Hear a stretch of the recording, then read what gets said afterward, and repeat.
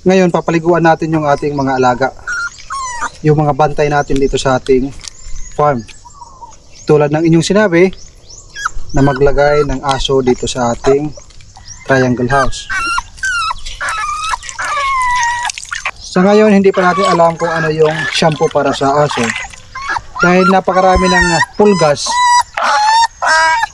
at itry ko muna itong Zero Mite para sa manok.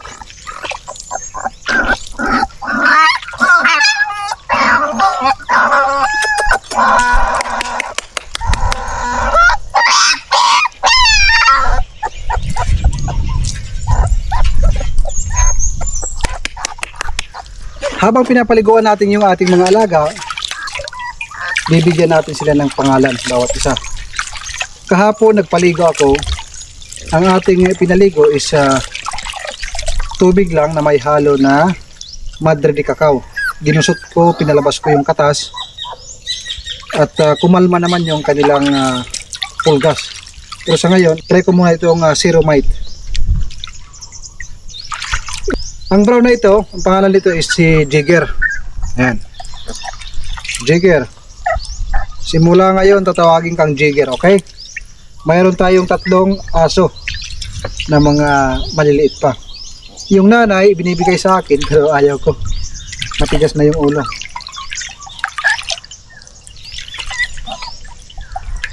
Mga asong gala lang ito, pero malalaki. Simula ngayon, hindi na ito asong gala.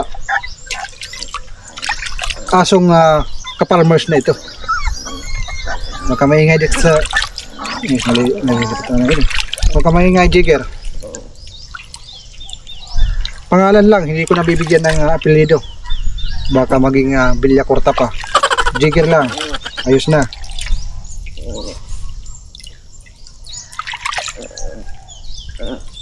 Hindi kita babanlawan para siguradong lumayas yung prutas.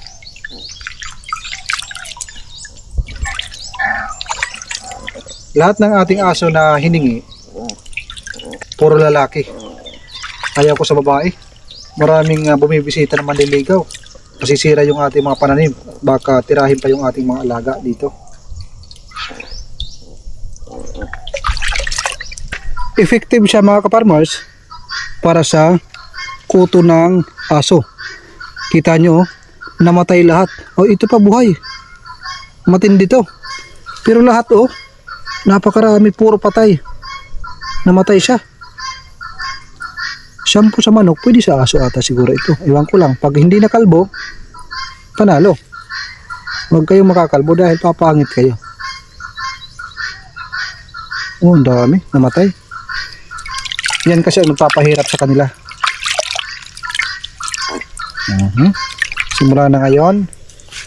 Simula ngayon, hindi na kayo makangati. Tapos na si Jigger. Ito naman, ano yung ating ipapangalan dito? Para astig dahil lalaki sila lahat. Ito si Dexter. Ayan. Simula ngayon, itong mayroong dot sa no, ang kanyang pangalan is si Dexter. Ayan. Huwag kang magulo. Huwag kang malikot. Dexter's World. Okay? Ito si Dexter's World. In short, Dexter.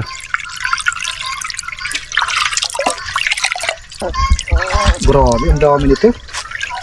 Kaya pala nangangayayat na dahil dami ng pulgas. Kahapon ko lang itong hiningi.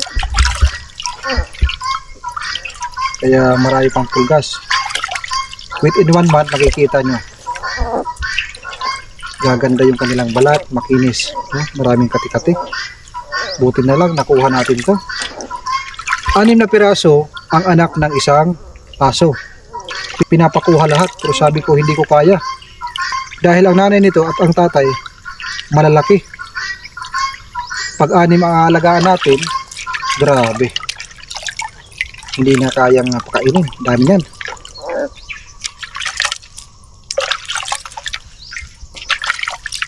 Grabe, ang dami 1 month lang to. gagawan ko ng paraan. Pag hindi maubos dito sa mite free, magre-research tayo para sa ating mga ka-farmers. Ano ba yung maganda na shampoo pampatanggal ng pulgas?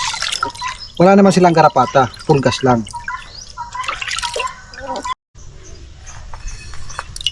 Ito naman, yung pangalan nito si Agri sa Agri.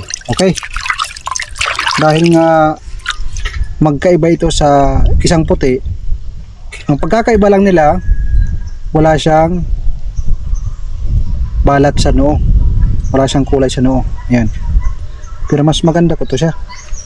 Mas maganda yung walang balat sa noo, walang kulay sa noo. Kita nyo, dami oh.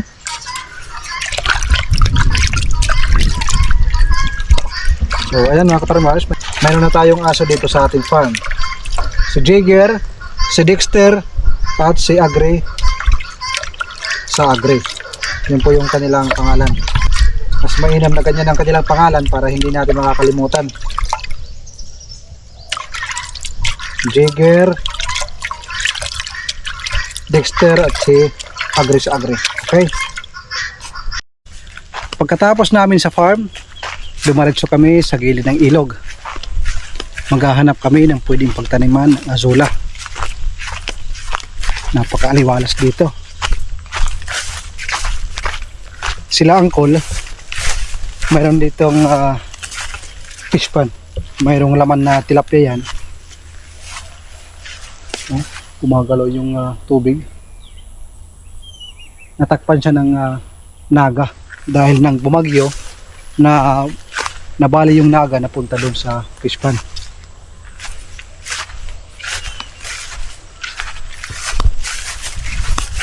Dito kahit magpaalam tayo kay Uncle, pwede tayong gawa ng azula pond mga ka-farmers. Diyan, matubig kasi dito mga ka-farmers, kailangan lang linisin. Andito yung ating mga kaibigan na baka. Hindi pa sa atin. Pag magkaroon tayo ng pera na walang gamit, bibili tayo ng baka. Dito rin natin ilalagay sa gilid ng ayan. Mababait yan. Nandun pa. Dito pa. Mayroon pa. Ayan o. Mayroong ibon. Ayan pa yung ibon.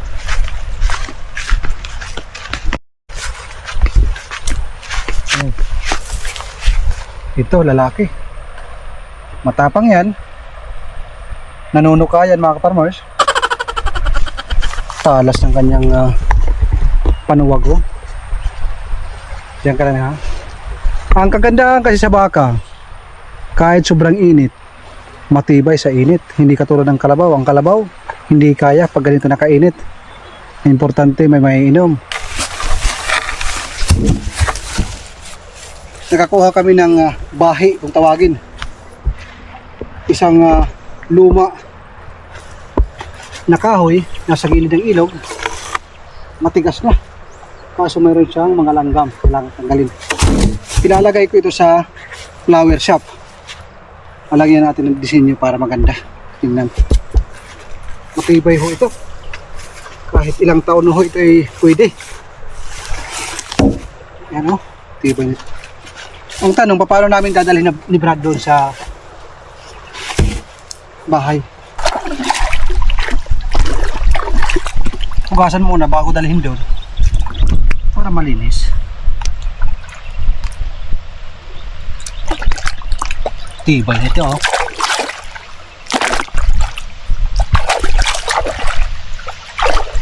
Meron kasing langgam na sa loob para mamatay.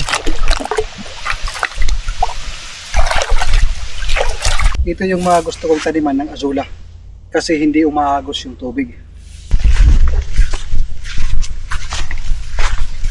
Dito mga ka-farmers, dito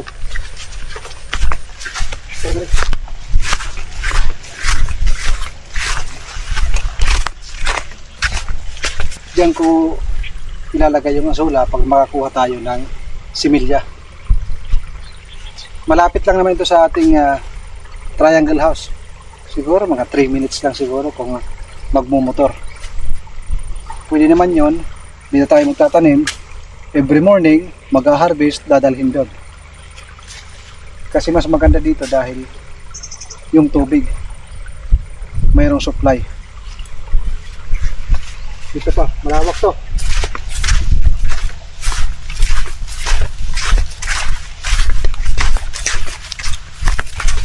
Ang gagawin natin, dyan banda kasi mayroong dumadali ng tubig, lalagyan ko lang yan ng kawayan para yung azola hindi makadaloy papunta dito, hindi makatawid. Ito din. Ayan yan. Pwede para sa azola na ating ilalagay. Lagay tayo ng 1 kilo. Okay na yan.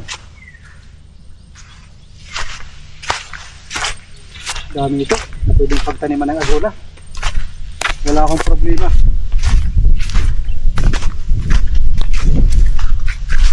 Hanggang dun yan sa dulo.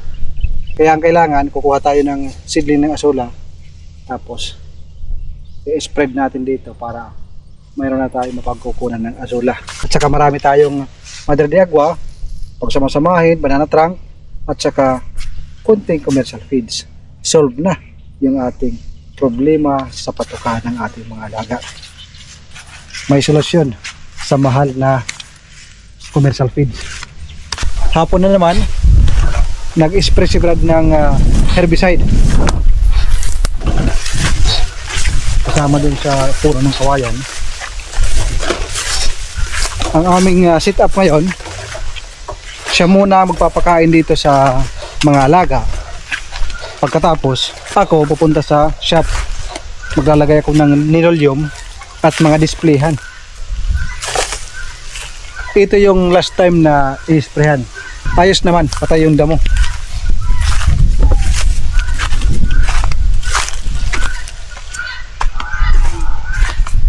Jigil! Ayan lang, yung mga alaga. Diliksi. Hindi na maputik, nakakapasok na dito yung motor.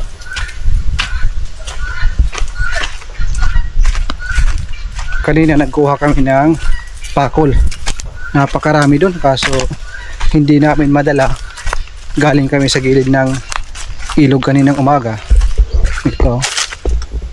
Yan. Sabi ko sa Brad ko, mag-iipon kami kahit 20 piraso. Lalagay lang namin dito kasama yung mga banana trunk. Kahit araw-araw, padalawa-dalawa, apat-apat, dadalhin dito para magkaroon tayo ng nakaimbak na organic. Punta muna ako sa shop para ipagpatuloy yung ginagawa doon. Kahit pa paano, mayroong improvement hanggang makapag-open tayo. Kaninang umaga, tapos na tayo doon sa farm. Ngayon naman, dito sa ating shop, dinala ko na yung mga pang-dekorasyon, mga ibang gamit na pwede magamit dito sa ating flower shop na itatayo. Yan. Gagawa ako ng dekorasyon kasama yung paglalagay ng nilolium. Ang design niya is parang marble design. Sa part na yan, diyan tayo maglalagay ng mga iba't ibang design, mga flowers na bumabagsak para matakpan yung mga pangit. Di ba? Yung mga pangit ay, yung mga pangit kailangan matakpan. Kailangan maganda yung kalalabasan ng ating flower shop. Ayos naman yung kanyang thickness, mga kapartners, yung kanyang kulay. May pagka-elegante. Yan.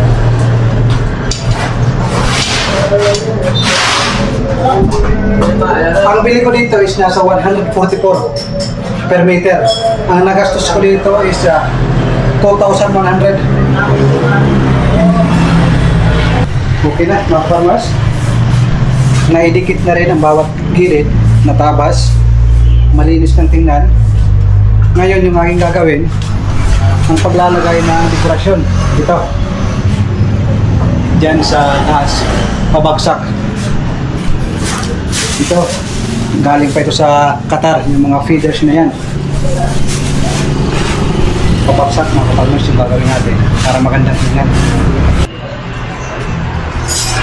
Ito yung floral foam mga farmers. Kung nakita niyo ito sa dekorasyon ng binyag ng aking anak, ginamit ko ito.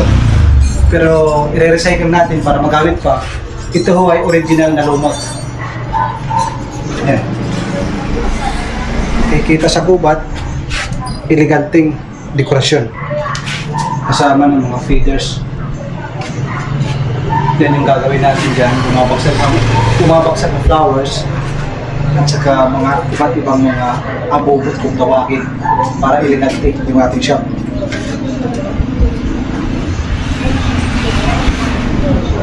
Gamit ko yung more nails.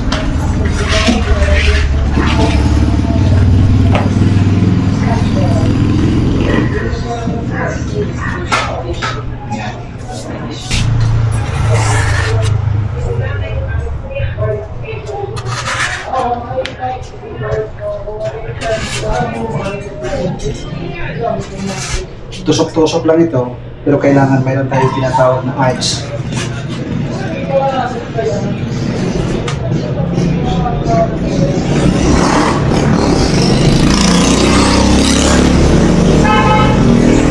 Sa ngayon, ito yung ating natapos. Pero kulang pa ito. Dadagdagan ko pa kasi empty pa. And then, itong ninolyong na ilagay na, malinis na. Ang kasunod nito, mga pwedeng paglagyan ng display. Ang kasunod, kailangan natin kumuha ng mayor's permit, signage sa labas, para makapag-operate na. So paano mga kapag-mars, dahil alas 8 na ng gabi, hanggang dito na lang muna. Paalam muna. God bless po sa inyo. At lalo na sa inyo mga sa buhay.